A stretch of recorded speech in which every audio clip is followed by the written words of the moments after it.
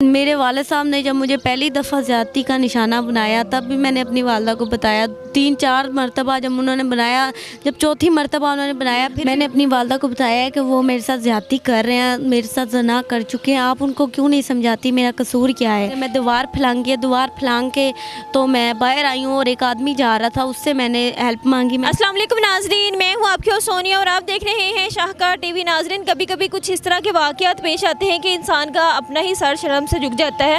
میرے ساتھ ایک لڑکی موجود ہے جس کا نام مریم ہے، اس کی عمر 13 سال ہے اور اس کا اپنا ہی باپ پچھلے 2-2.5 سال سے اس کے ساتھ زیادتی کرتا رہا، اور جب وہ اپنی والدہ کو بتاتی تھی، سکی ماں کو، کہ میرا باپ میرے ساتھ زیادتی کرتا ہے، تو اس کی والدہ جو ہے بجائے اپنی بیٹی کو سپورٹ کرنے کے اپنے خاوند کو سپورٹ کرتی تھی۔ باقی کا واقعہ ہم مریم سے جانتے ہیں۔ السلام علیکم۔ وعلیکم السلام۔ کیا نام ہے بیٹا آپ کا؟ مریم، مریم، آپ کی ایج کیا ہے؟ 13 سال۔ اچھا، 13 سال ہے۔ آپ سے آپ کا اپنا ہی والد زیادتی کرتا رہا؟ جی، کتنی دیر سے وہ یہ سارا کچھ کر رہا تھا؟ آج سے 2-2.5 سال۔ 2-2.5 سال پہلے۔ تب آپ کی کیا عمر تھی جب اس نے پہلی دفعہ آپ سے زیادتی کی؟ 11 سال۔ 11 سال۔ جی۔ کس طرح وہ آپ کو زیادتی کا نشانہ بناتا رہا؟ وہ پہلی دفعہ جب انہوں نے کیا تھا تو ایسے ہی بس پانی وغیرہ پہ دے دو، ایسے اس طرح کے بہانہ کر کے، تو گھر میں کوئی موجود نہیں ہوتا تھا تو وہ گھر میں کوئی موجود نہ ہونے کا فائدہ اٹھا کے تو زیادتی کرتا رہا ہے۔ تو آپ نے اس کو منع نہیں کیا؟ میں کرتی تھی بہت، لیکن وہ ایک ہی بات کرتے تھے کہ تم میری بیٹی نہیں ہو، تمہارے پاس یا کوئی ثبوت نہیں ہے میری بیٹی ہونے کا۔ اچھا، جب پہلی دفعہ اس نے زیادتی کی ہے تو تم نے اپنی والدہ کو کیا بتایا؟ میں نے اپنی والدہ کو بتایا ہے کہ وہ میرے ساتھ زیادتی کر رہے ہیں، میرے ساتھ زنا کر چکے ہیں، آپ ان کو کیوں نہیں سمجھاتی، میرا قصور کیا ہے، لیکن وہ میری باتوں کو اگنور کر دیتی تھی اور بس اتنا کہہ دیتی تھی کہ وہ ان سے پوچھ لیں گی، خود پوچھ لیں گی، بس اتنی بات کر دیتی تھی۔ ہمارے والد صاحب کے پاس شروع سے رہے، انہوں نے ہمیں پڑھایا ہے، قرآن پاک بھی ہم پڑھتے تھے۔ تو جب میں 5 میں تھی، جب میں اپنی والدہ کے پاس گئی ہوں، تو ادھر جب میں ان کے پاس گئی ہوں تو تقریباً 3-4 ماہ گزرے ہیں، بہت اچھے تھے۔ میرے جو اسٹیپ فادر ہیں اور میری جو مدر ہیں، بہت پہلے ان کا رویہ بہت اچھا تھا، لیکن جب 3-4 ماہ گزرے اس کے بعد ان کا رویہ چینج ہو گیا۔ تو میرے والد صاحب نے جب مجھے پہلی دفعہ زیادتی کا نشانہ بنایا تب بھی میں نے اپنی والدہ کو بتایا، 3-4 مرتبہ جب انہوں نے بنایا، جب چوتھی مرتبہ انہوں نے بنایا پھر بھی میں نے اپنی والدہ کو بتایا۔ جب مجھے نظر آیا کہ ایسا، میری والدہ کو سب معلوم ہے، مجھے پتہ ہے کہاں سے پتہ ہے، اس وقت میں نے ایک بابر نام کا آدمی ہمارے گھر میں آتا تھا، جب وہ ہمارے گھر میں آیا میری والدہ نے اسے خود بلایا، تو میں بھی اندر تھی، میری والدہ بھی اندر تھی، وہ آ کے بیٹھے اور میری والدہ وہاں سے اٹھ کے چلی گئی ہیں۔ انہوں نے دروازہ بند کر دیا، رات کا ٹائم تھا، دروازہ بند کر دیا، انہوں نے بھی میرے ساتھ زنا کی ہے۔ وہاں سے مجھے شک ہوا کہ جو ماں کسی غیر مرد کو بلا کے اس کے پاس بٹھا کے خود اٹھ کے چلی جاتی ہے، وہ ماں کو کسی بات کا علم نہیں ہے۔ تو میری جو والدہ ہے، میں نے کہا کہ میں نے ان کے ساتھ نہیں سونا، میں نے الگ سونا ہے، میں نیچے سو جاؤں گی، ان کے ساتھ نہیں سوں گی، لیکن میری والدہ کہتی نہیں، تم نے انہی کے ساتھ سونا ہے۔ تب مجھے یقین ہوا کہ جو میرے ساتھ میرے اسٹیپ فادر کر رہے ہیں اس میں بھی میری ماں کا ہاتھ ہے اور میری ماں یہ کروا رہی ہے۔ تو تب میں نے فرنائل کی گولیاں کھائی تھی تنگ آ کر۔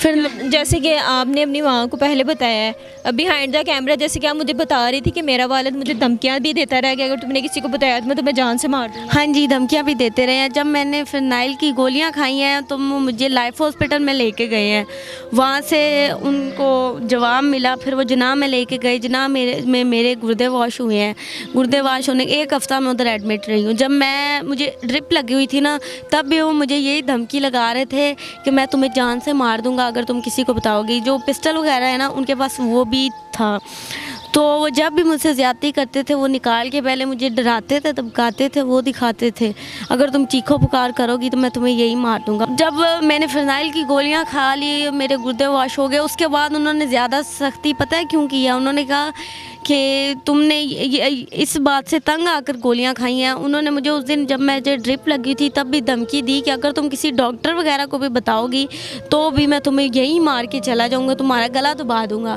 اور تمہارا کوئی وارث نہیں ہے۔ اچھا، اس کی عمر کیا ہے اس درندے کی جو تمہارے ساتھ مسلسل یہ زیادتی کرتا رہا؟ اس کی عمر 46 سال ہے۔ 47 46 46 جی جی۔ ٹھیک ہے۔ तो फिर तुमने अपनी वालदा को नहीं बताया कि ये देखो मेरे साथ क्या कर रहा है? तुम्हारी वालदा ने भी बाकायदा उसे सपोर्ट किया है? उससे सपोर्ट किया उन्होंने, मेरी किसी बात पे कोई इंटरेस्ट होता है उन्होंने कुछ भी नहीं किया, यकीन तक नहीं किया। मुझे हर बात पे कहती थी कि बस ठीक है जो होगा चुप करो और मैं खुद पूछ लूँगी। अच्छा मरियम, मुझे ये बताओ कि तुम्हारी वालदा सकी ही वालदा है तुम्हारी? जी जी, वो मेरी सगी वालदा है। नाज़रीन, एक माँ का नाम माँ के पाँव के नीचे जन्नत है, और बच्चा सबसे ज़्यादा जो अपने आप को सेफ फील करता है वो माँ की गोद में करता है, माँ के साथ करता है। लेकिन यहाँ पे मेरे पास कुछ अल्फाज नहीं है। अच्छा, इसके बाद क्या हुआ मरियम? इसके बाद मैं एक दिन घर में थी, मैं जब इंतहा तंग आ गई थी, मुझे खुद से शर्म आने लगी थी। मैं अपनी वालदा को वालदा कहती थी, मुझे शर्म आती थी, मेरा दिल करता था कि मैं मर जाऊं। इनकी ये ज़्यादतियों से तंग आकर मैंने फ़िनाइल की गोलियां खाई हैं। मैंने सुना था, मैं कुरान पाक पढ़ा है, मुझे कुरान पाक पढ़ने में इस बात का इल्म हुआ कि ख़ुदकशी हराम है, लेकिन इनकी ज़्यादती से तंग आकर मैंने फ़िनाइल की गोलियाँ खाई। जब मुझे एहसास हो गया कि मेरा यहाँ पर कोई मुझे सपोर्ट करने वाला नहीं है, तब मैं एक दिन ऐसा हुआ, घर में कोई भी नहीं था, मैंने घर से दीवार फैलांगी है, बाहर से ताला लगा के जाते थे, मैं दीवार फैलांगी है, दीवार फैलांग के तो मैं बाहर आई हूँ और एक आदमी जा रहा था, उससे मैंने हेल्प मांगी। मैंने कहा सर आप मेरे ना एक छोटी सी कॉल करवा दें।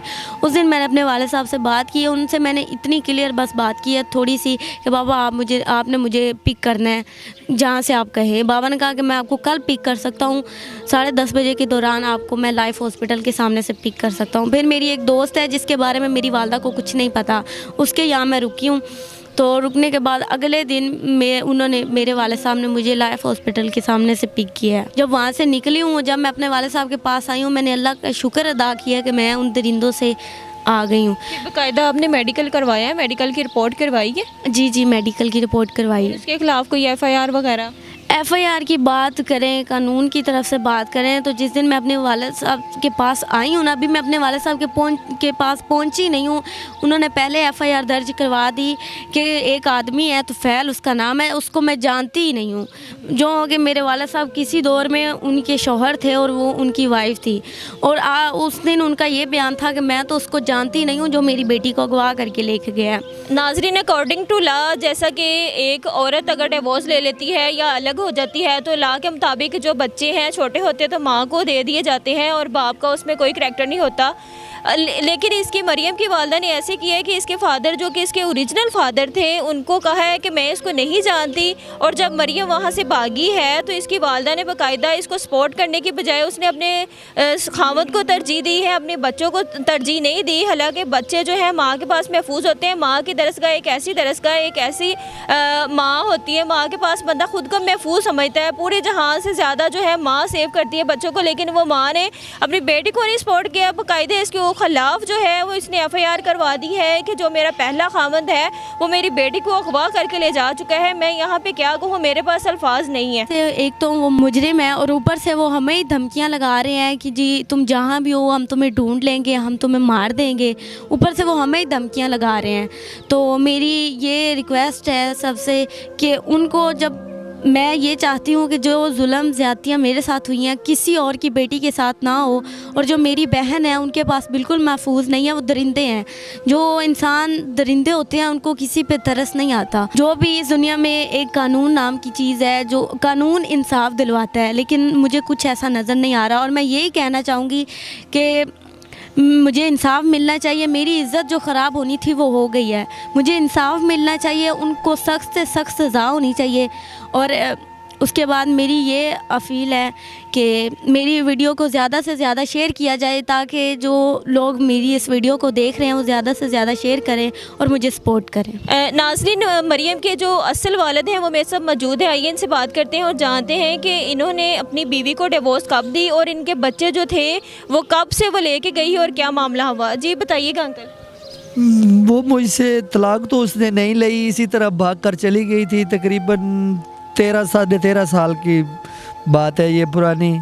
उसके बाद मैं तो अपने बच्चों को कुरान पाक पढ़ाता रहा हूँ और स्कूल पढ़ाता रहा हूँ।